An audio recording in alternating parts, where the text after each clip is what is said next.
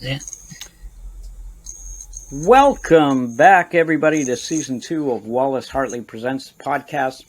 I'm Glenn Lamont, along with Paul Chartier, and we are very excited to be back with Wallace Hartley, the podcast, after a very long break. So much happened last year. 2021 was, I think, in 2020, when we first heard about COVID-19, I thought, this is pretty serious, and they were bringing in all kinds of health restrictions, and there was lockdown, and I was like, wow, yeah, this is heavy. Nothing compared to 2021.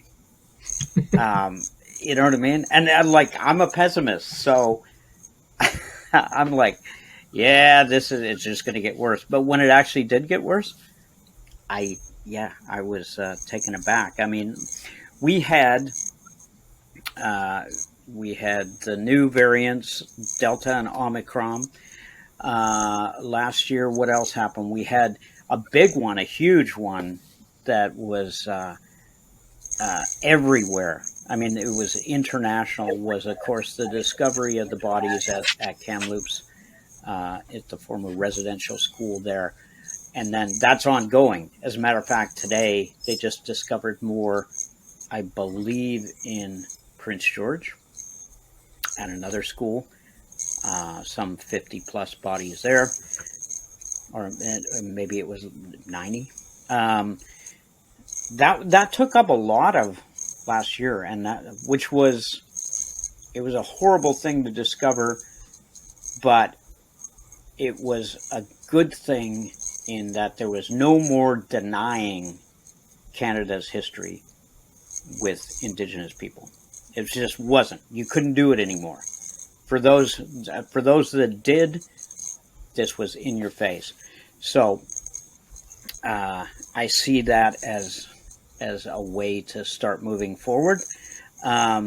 We have an incredibly overburdened healthcare system. It was overburdened, I think, before COVID happened. We've had anti-vaxxers, anti-maskers, crazy health recommendations changing daily. People are burning out from COVID, wildfires, heat wave, droughts, raining toads. I don't know. Apocalyptic. I mean, what did you think, Paul? It was quite the year. It, I think, is a good summary. There were multiple things, I think, on deck that really, I think, are putting people in a very different place, like in terms of how they're thinking and how they're living. And I remember early days in COVID, very early days in COVID, where there were multiple conversations about, the optimists were like 3 months, the pessimists were like 6 months, mm-hmm. The epidemiologists were like 2 to 4 years. Everybody, right? Yes. So, also, I agree with your sentiment on the residential schools. My conflict always is, given the colonial history in Canada, is I think we've actually already are starting to see some of it, is some of the damage control that's happening. I think the government's responding actually a little better than I actually expected. I thought it would be a lot more defensive. But you're right, this is overwhelming evidence that is really hard to sweep under the rug, this one. So, well, and let's be honest, that's a show unto itself. Absolutely. The only thing I will say regarding the government's response was they were doing a great job of saying, "Hey, you churches, hand over the files." And when people were like, "Well, yeah, but you have files too," that's still in court.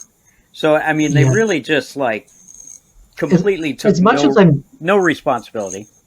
Glenn, as much as I'm disappointed with the response, it seems, at least in some of these pieces, like with the evidence, for instance, being handed over, it looks like they're gaining some traction more than I thought. I mean, I understand the initial reaction to be like, nope, nope, nope, not happening.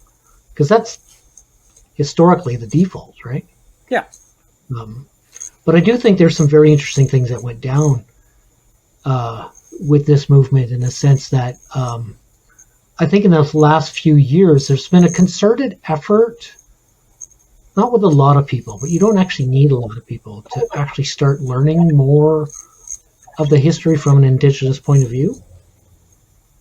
So I think there's a little bit of traction in the population. Not a ton, but there's some there that wasn't there before.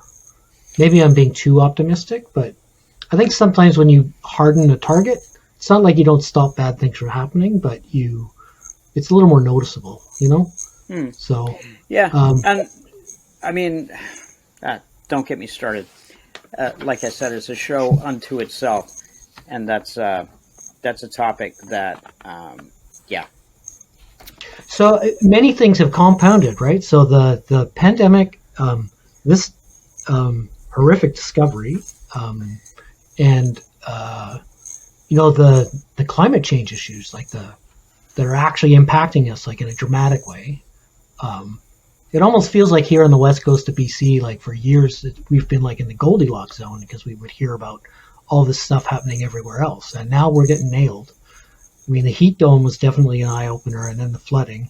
Mm-hmm. What it's all doing, though, is it's really, I think, really sharpening the focus. It's getting harder and harder to deny certain things that are self-evident if you're paying attention, I think, or if you're looking. You know, you sometimes see what you're looking for, but I think it's really exposing like inequality in many different levels in the culture and in the society, in terms of like what gets reported, what gets discussed, who's impacted, who can avoid this stuff, who can't. Well, you're certainly seeing it in the form of the backlash. Like everything I see right now, even this truckers convoy across Canada, you know, and all these, you know, blue collar, you know, white people talking about how, you know, we're taking away their freedoms, and it's basically all of us on the left, right, that are behind it all, I'm sure. Yeah, well, according to certain perspectives. But you can the see latest on the truckers, Glenn. The latest on the truckers is they're getting financed by wealthy Western separatists from Alberta. So yes, well, that's not really a surprise. Anyways, it's great. I'm just very excited that we're back, and this is season 2, episode 1, and I'm even more excited about our guest today. Very special guest joining the program. She was born and raised in Brooklyn, New York. Moved to Montreal in 1965, and eventually made her way out here to Vancouver, where she co-founded the Vancouver Catholic Worker with Sarah Borkness. She holds a PhD. Now, correct me if I'm wrong. If I got any of this wrong, I may have. A PhD in anthropology / education, and a Master's of Divinity. Her social justice work, divinity. A Master's of what? Divinity. Did I get it wrong? Okay. Yeah. No, divinity. And of anthropology, and a Master of Anthropology. Well, see, I was missing some. Her social work, social justice work, has taken her to Kenya, Mexico, Colombia, Grassy Narrows First Nation territory in northern Ontario. She's a former Franciscan sister and now one of only a handful of Roman Catholic women priests in Canada. And currently, the pastor of Our Lady of Guadalupe Tonantzin. How do you pronounce it? Tonantzin community in the Vancouver's downtown east side. And finally, she is also the author of Transforming Addiction, the Role of Spirituality in Learning Recovery from Addiction. Please welcome to the podcast, the Reverend Dr. Vikki Marie. How are you? I'm so excited that you're here. Thank you. Shiva insisted on coming. Good. I was worried that she didn't get the email. It's great to have you. And one thing, I got some of this stuff from your bio from the website for the Our Lady of Guadalupe community, but Grassy Narrows, but also our trip down to Vegas, and 2 actions there, yeah. And that was on Shoshone land when we went to protest at the nuclear. No, it wasn't Nevada test. Nuclear test but site? they didn't call it a nuclear test site. The Nevada test site. No, it's not. It's Nevada test site, strategic command, something or other. Great photograph. I made my way up to the front of the line where that young man was speaking to that line of law enforcement and military. It was crazy. They had like this stereotypical sheriff in the middle with like the mirrored sunglasses, the cowboy hat, the big gut hanging over his belt buckle, and then on either side of him was 2 state troopers, Nevada state troopers, and then I think on flanking them on the end was Nevada National Guard or state armed forces. But it was just surreal. But I also have a great photograph, Vikki, of you drumming in the drum circle just before that action started. And what was the other one there? It was Creech Air Force Base. That was the 2 actions. So I would. And I remember you at the Clown Hotel. That was some creepy shit. Like who has Paul? Did you go to a hotel with a convention of clowns? Yeah, well. No, that was the name of the hotel, and they had clowns all over. The guy was originally from Brooklyn as well, so Coney Island, he had all these. It wasn't creepy at all. I had a great sleep. Sarah, it was the theme of the hotel was clowns. Yeah, Sarah, who was that basically did the itinerary, the driving, booked that, and I know she may deny it, but she did it on purpose. Jesus. Anyways, maybe the hotel was a good price, Glenn. You never know. I don't know. And you know what it was right next to? But it was right beside an old miner's graveyard. Oh. Yeah. So nothing. Actually, that graveyard was on TV on one of those Unexplained Mysteries.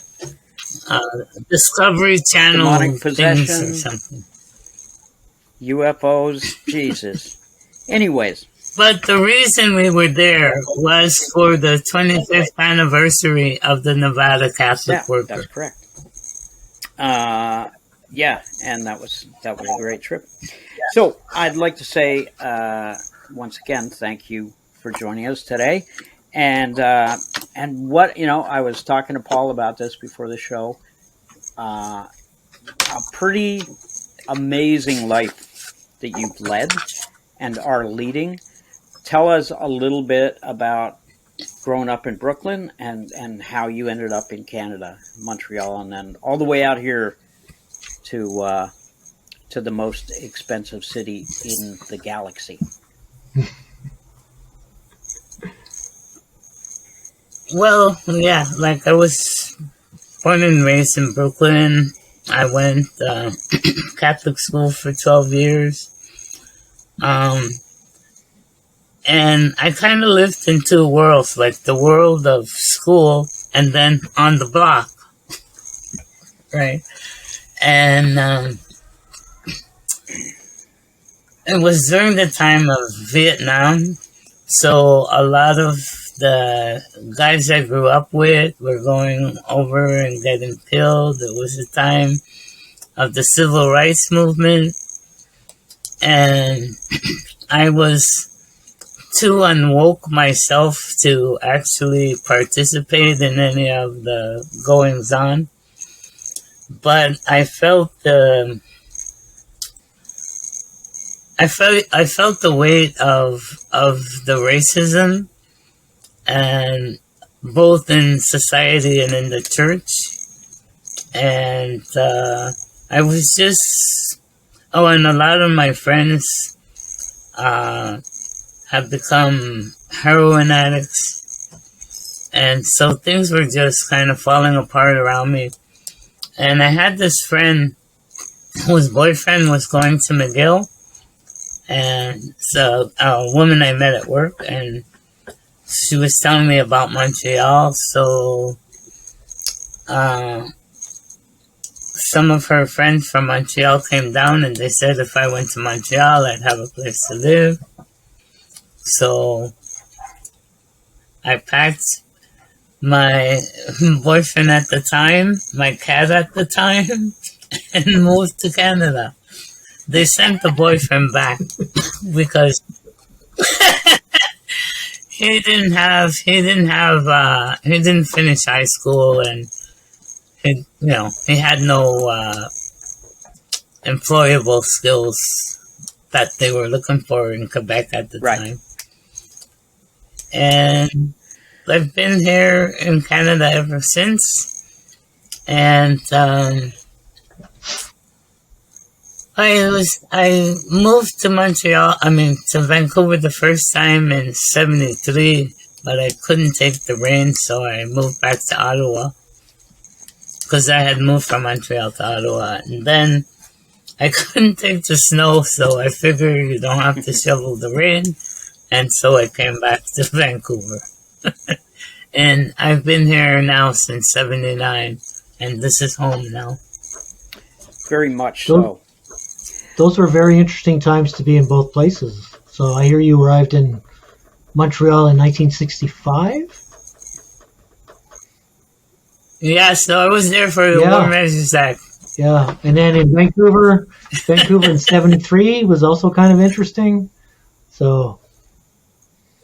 Yeah, I didn't know too much what was happening, because I was working, and I was doing a lot of work, overtime and stuff. And so what was going on? Enlighten us.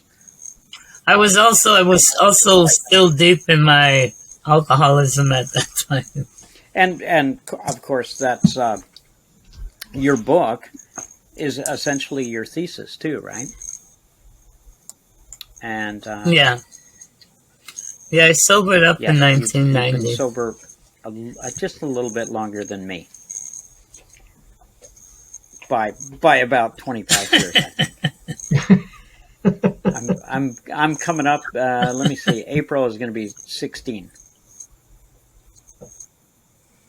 No, I'm just 16. I'm just twice as old as you. There you go. In a almost like real life, real life. So, and of course, you and I met in the downtown East Side.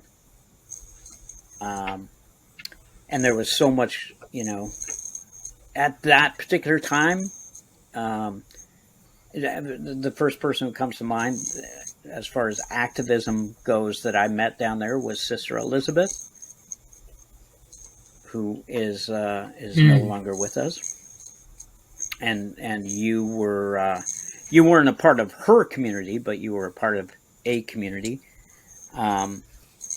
But as far as the downtown East Side goes, it's the media still refers to it as the poorest postcode in Canada. It's shrinking at an alarming pace due to gentrification. So it's gone from probably when I came back to Canada in 2009. I'm going to say it was probably about 15 or 20 square blocks at that time, and it's now like 6. And during COVID, it was essentially, a no-go zone. Really, they just abandoned people down there, and the opioid crisis, of course, is ongoing, and it's taken far more lives than COVID has from people in the downtown Eastside, and nothing in 10 years, nothing has improved. It's only gotten worse. And again, just throwing money at it. But could you? I gotta say though that during COVID, the Carnegie Center and some of the other places down there have been really, really good in looking after people. Like they had what do you call it, vaccine and testing available for people down there. So actually, the opioid crisis is actually doing more harm down there than COVID, because it didn't go as badly as was predicted for down Well, there. yeah, and that was an odd thing, because in the beginning, and I don't know whether this was Vancouver Coastal Health not tracking in the downtown east side, or whether it was this weird, like, people who live down there just weren't getting COVID. And when you think about it, it's like, well, I know when the 6 years that I worked down there, I'm like, nothing can kill me now, because you're just exposed to everything on a daily basis. But when I talk about them being abandoned, like they didn't have, nobody was providing for, in the beginning of that lockdown, for people in SROs. They were supposed to be getting hand sanitizer. They were supposed to be getting masks. They were, all this stuff. And none of it materialized. But either way, just give me your thoughts, having been involved in the downtown east side for as long as you have, with like, what do you think we could do to alleviate poverty and homelessness, which is huge in a nation as wealthy as Canada? Let's be honest, we have third world poverty right here in our city. I think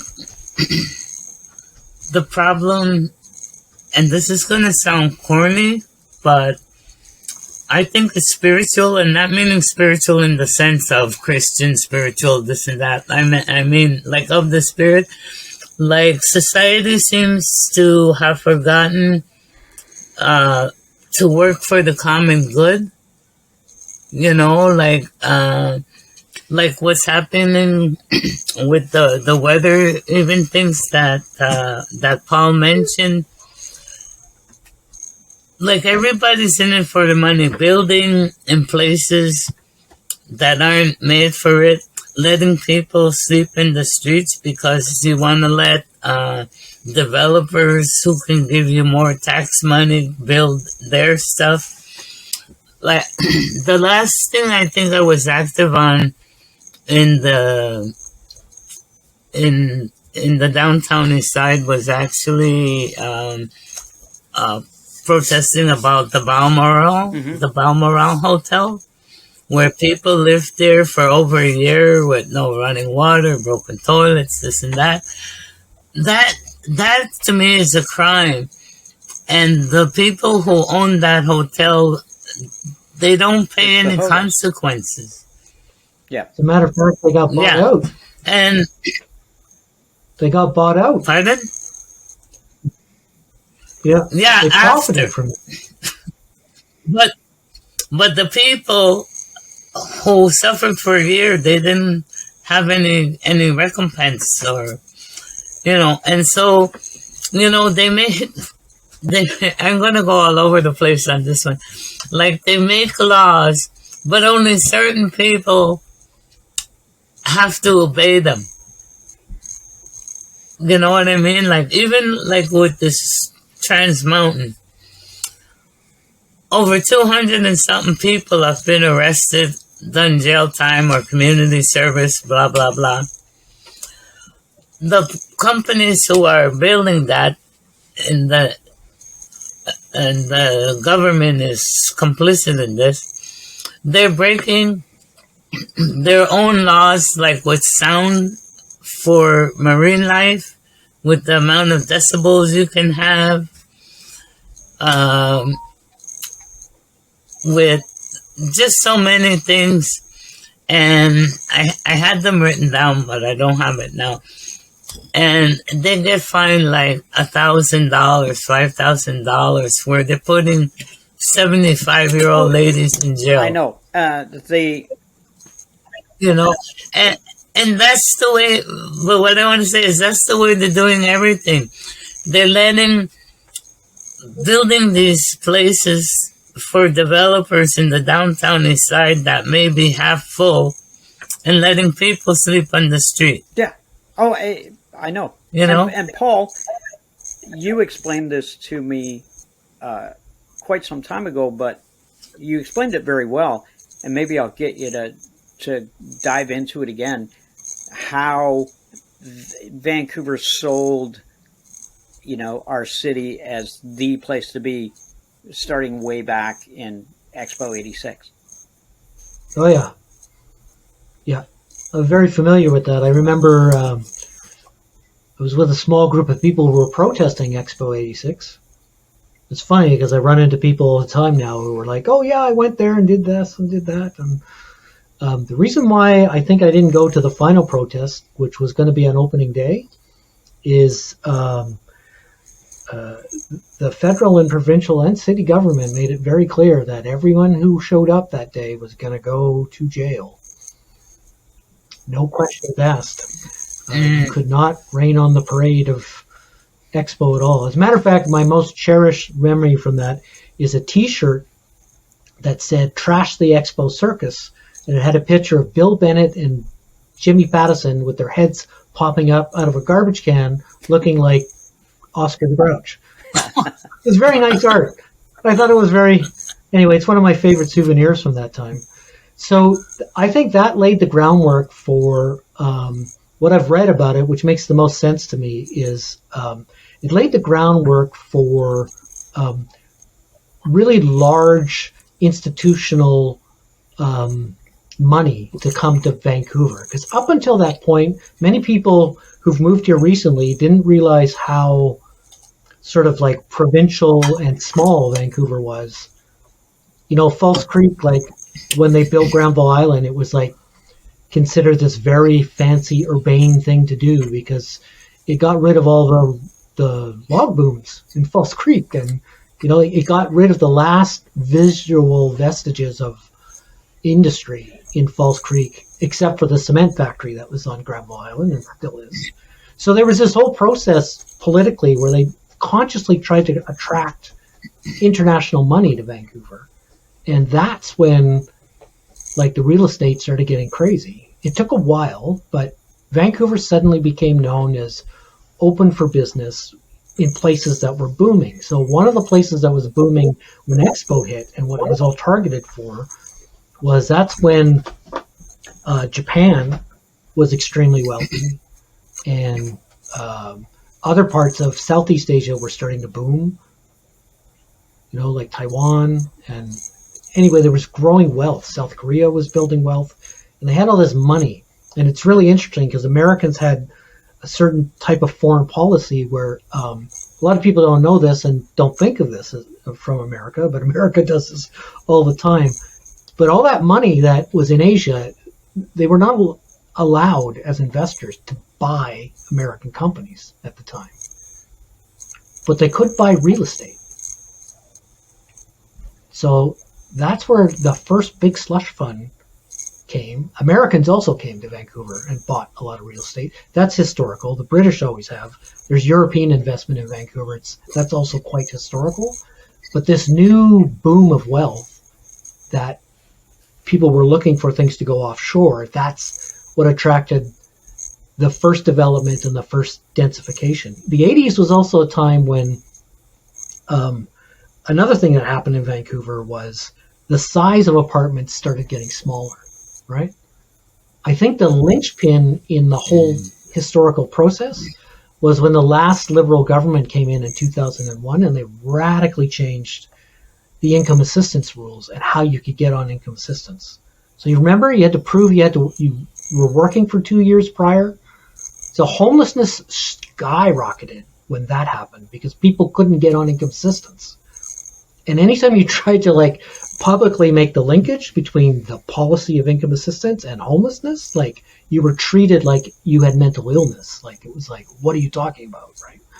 You know, so there's a few things I think that got put into place. More recently, we're also discovering that huge amounts of money, insane amounts of money from illegal activity has been laundered through the city as well.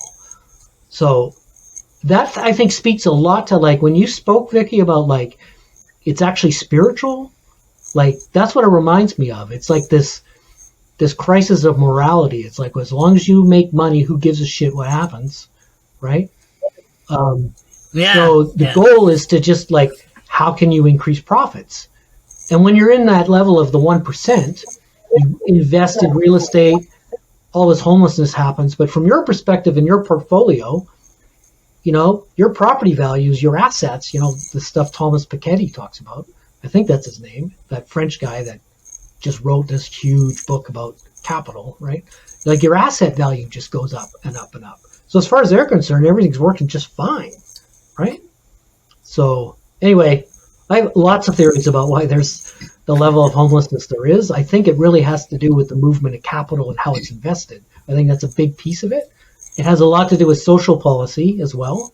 One of the things I've always asked, which Vikki, I think I'd love to hear your answer, is there's been housing crisis in many places all over the world. And in many of those places where there are housing crises, one of the ways to address it has been with like a really aggressive and organized squatters movement. And that's never happened in Vancouver, which I find fascinating. I don't really have great explanations for it, but there were some movements sort of in the 90s and the early 2000s, but they weren't tolerated. Like they got crushed pretty quick. So. Yeah, and I think the police are too aggressive now.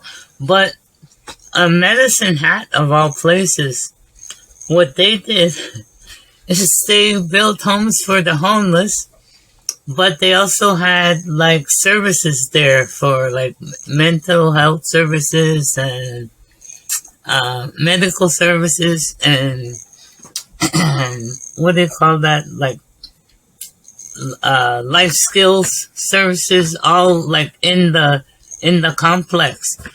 And I mean, and what they're spending on jailing people and doing all these other things besides building homes for people, I think they could do something like that, like they did in Medicine Hat. And it's a holistic solution. If you have the services to help people as well as housing people, it's bound to be to succeed. And the city of Medicine Hat wound up saving money doing that. Absolutely. And to stay with your theme about how these issues are spiritual, it just seems that at what, we followed in the footsteps of San Francisco in particular. They always say that whatever happens in America, is going to be up in Canada within 5 to 10 years. But So San Francisco saw that gentrification, because it was attracting all this talent, tech talent, right?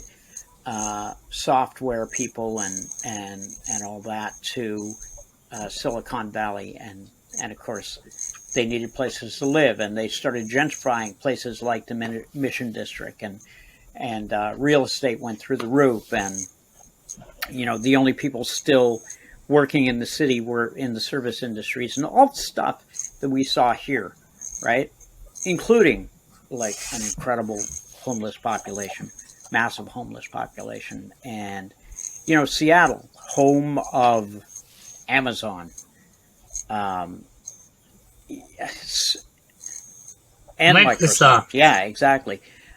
And Boeing. We see it there, and now here in Vancouver. But, at what point do you say there's just, there's not enough money. I just got to have more money, and I don't care if people are dying. I mean, is that what is actually happening, or are people not really thinking about it? Because I hear a lot of NIMBYism. Like you specifically hear it every time. I hate to single out like a particular town, but I'm going to anyways. Every time you hear even an inkling about, some kind of social housing or rehab center, Maple Ridge just flips out. They're just like, no, like we don't want to help people. Just leave us alone. God, we don't want those people here. And of course, Maple Ridge and other places like it, the homeless population has been moving east.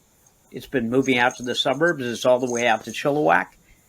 And how can you, forget as a politician, forget as a developer, how can you as a human being ignore that? Like, at what point, do you not decide that, okay, it's too much? I mean, do you see that as part of the crisis?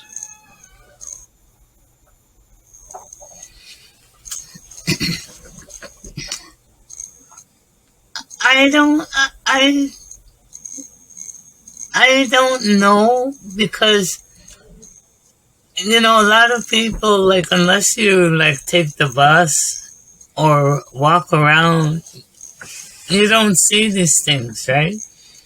And it's only newsworthy when there's a crisis of something going wrong, like, not so much of the homelessness, but of the homeless person doing something bad. And which reminds me, you mentioned about the Indian residential schools. The news talked about Kamloops, but there's been several more discoveries since then, and the news hasn't updated the numbers. What? Between Kamloops and today. Yeah, no, because it's... So there's already, I think, about 3,000 or 5,000. And the media doesn't update it because it's not news anymore. You know what I mean? Okay, but that gets to my point. How can people be informed to revise what they think they know and change their opinions and be compassionate and understand history unless they're told? I mean, like, quite a few of the churches of all denominations and temples and whatever have groups that are trying to teach people about the real history and stuff. But when you're talking about just the average person of European descent, unless they hear something on the news, it's not going to turn their crank to find out more. Without going into this too much, because as Paul will tell you, I could talk about it for a long time. Like the average... Yeah, but that's the same thing with all these issues. Yeah, but the average white... Like, they have to be brought to the people's attention. But here's the thing. The average white person in Canada, they're big on, tell me what I can do to make myself feel better about this. They don't want to do any hard work. They don't want to read the Truth and Reconciliation Commission recommendations. They don't even want to read, a book from an Indigenous author. They just want, tell me what I can do. Give me some performative allyship thing I can do. Like, what do I got to do? I got to hang like a dream catcher from my rearview mirror. Just give me something. Fill me in. They don't want to do any work. And that is a big part of the problem. Right? And I've had these... I wanted to ask both of you. So I've been at this change game for quite a while, and one of the things that I think maybe I'm giving up. This is why I'm asking this question, because I agree with what you're saying, Glenn, and I agree, Vikki, that informing people is really important. What I've come to believe is that you actually don't need a lot of people informed and active. You can inform a lot of people and very few of them will act on it. But if you can get to a certain critical mass of people who are willing to act on it, you don't actually need a lot to make change. But you need a critical mass. You need a certain number of people. And my hope is that there's enough people willing to look at this stuff and do a bit of the work that it may shift.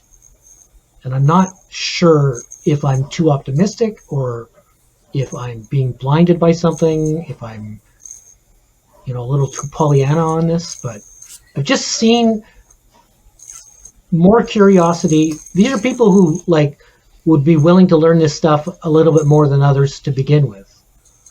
But I think some of the information, and if you actually read it like an Indigenous author, it would motivate you to actually get involved and make sure shit like this doesn't ever happen again. I think, and if there's just enough that do that, because the other thing I've learned, which I've come to accept, is just being informed does not create change of behavior. We've seen that with climate change. You can tell people all the facts you want, and that doesn't do much. It impacts some people. My hope, again, is do we get enough people, enough of a small enough group to shift things? I kind of agree with you, but I still think you need other people who are at least going to sympathize with you, right? Because, for instance, on the news, they talk about protesters and climate activists. They never talk about, they don't say water defenders or land defenders, people are trying to keep the water clean for everybody. It's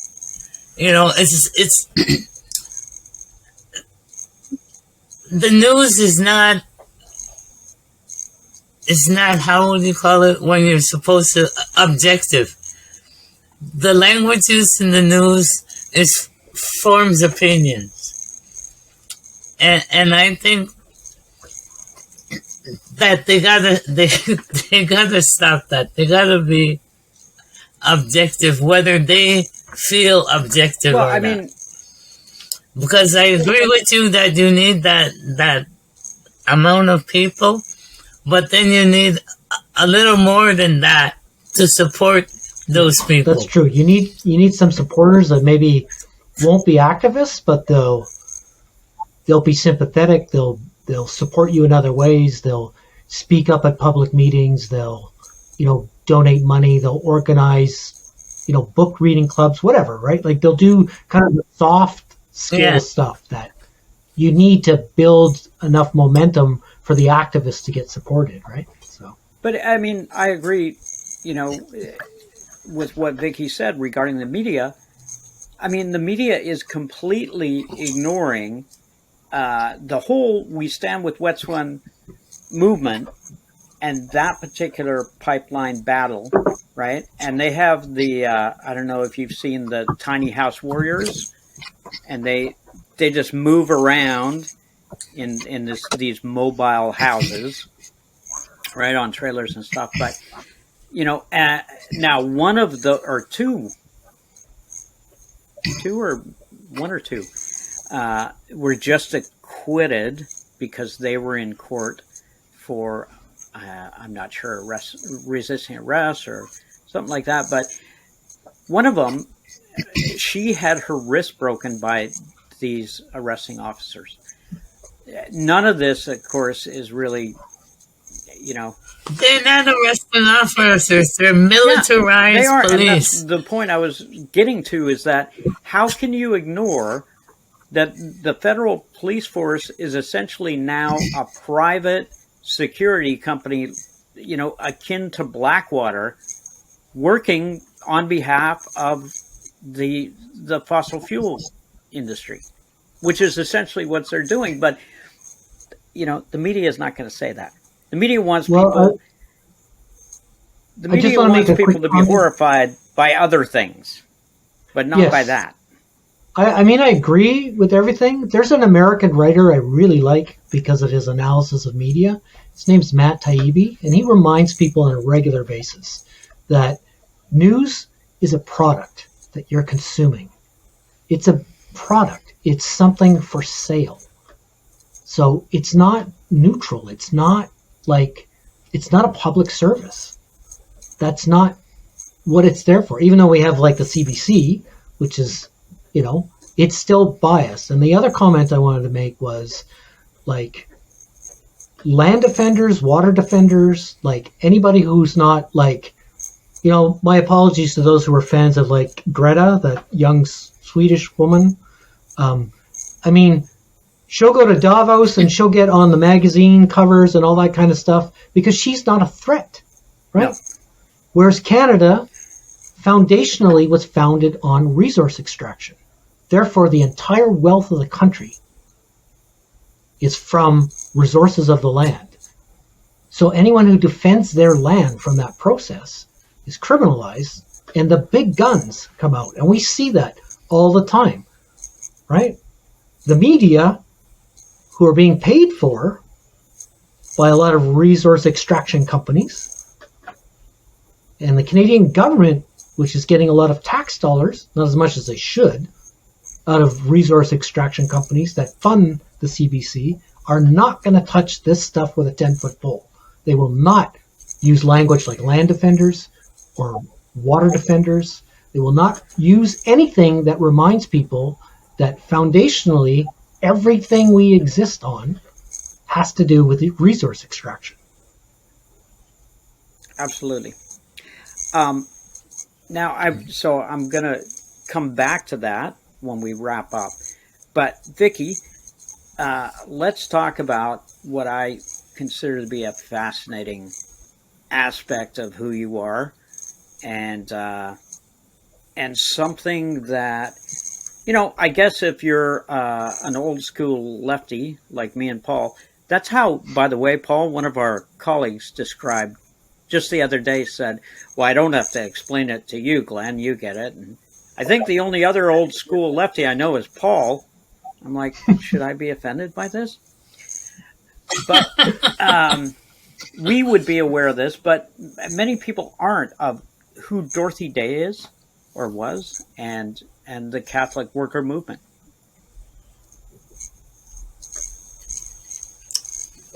Okay. Dorothy Day was also really? From Brooklyn. Didn't know that. A journalist and what do you call it? The women women voters, what do you call suffragette, and pretty much part of the Roaring Twenties thing. Like she hung out with like Eugene O'Neill and some of those I guess Exactly. old school lefties of the time. And she was influenced by the communist philosophy, but she got pregnant, and her family had a place on Staten Island, and she started going to church over there in Staten Island, and she met this nun who really influenced her. And so she kind of got influenced by faith, but she figured the churches weren't doing anything to help. And it was, I think, the start of the Depression.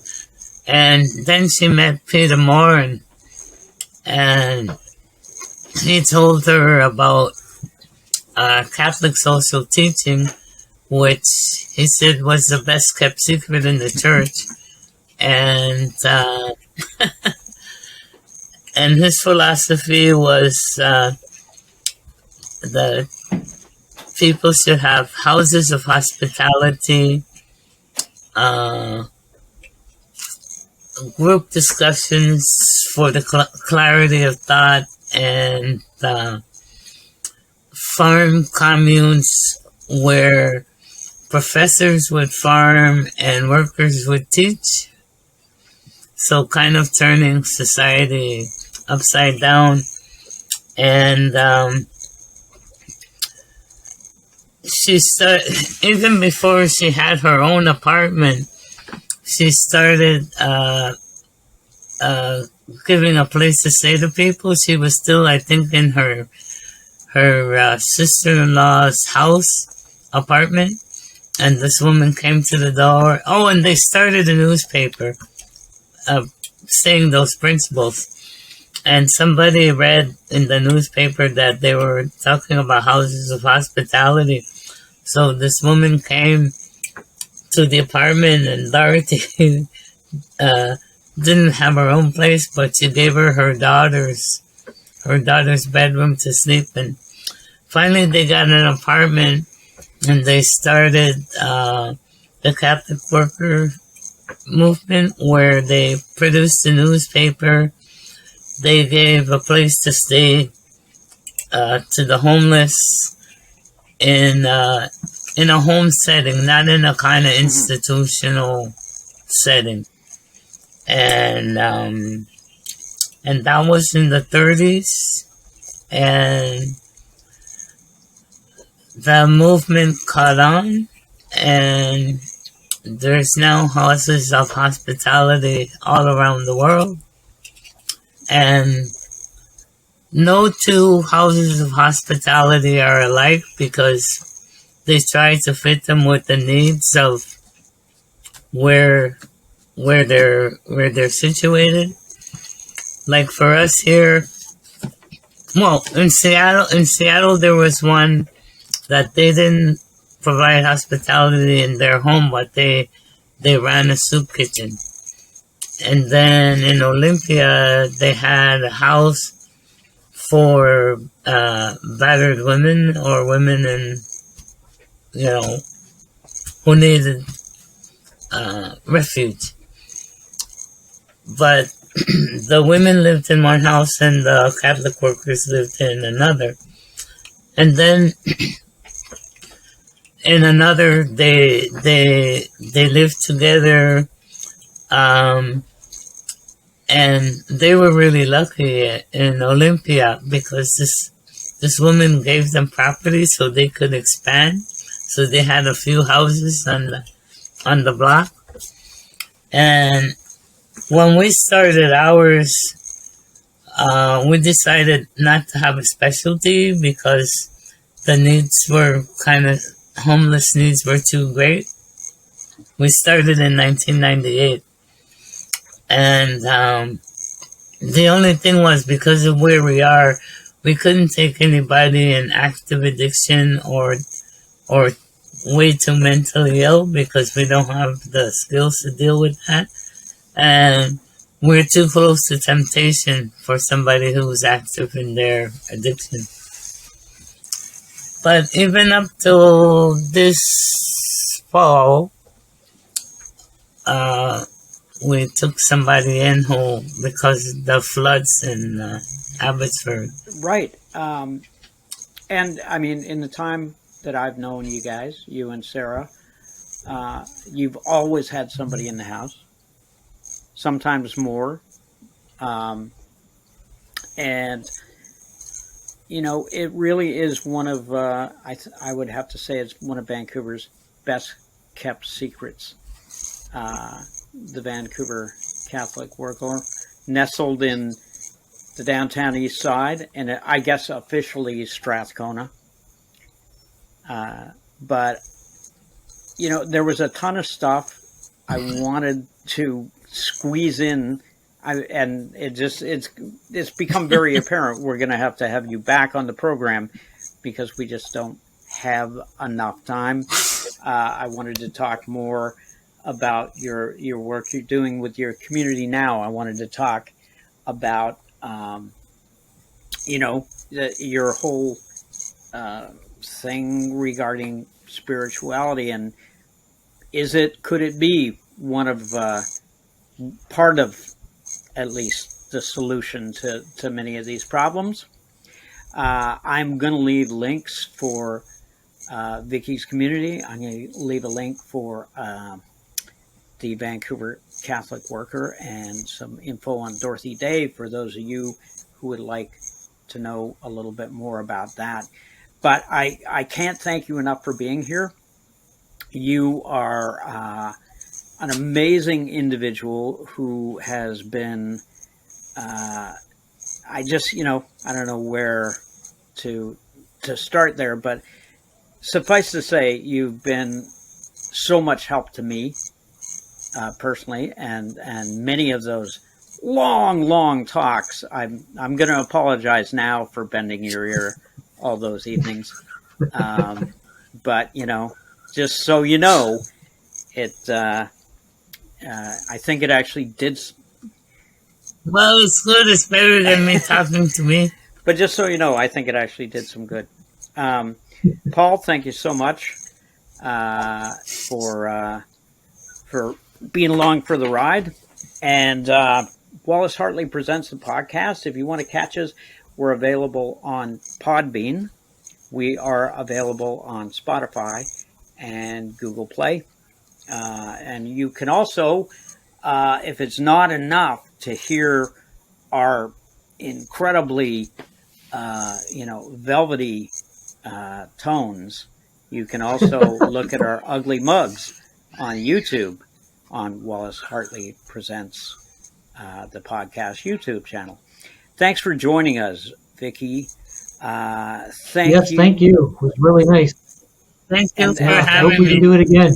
For those who tuned in, and once again, just thrilled to be back with season 2 of Wallace Hartley Presents a podcast. Thank you all for joining us. Take it easy, be good to one another, and stay safe.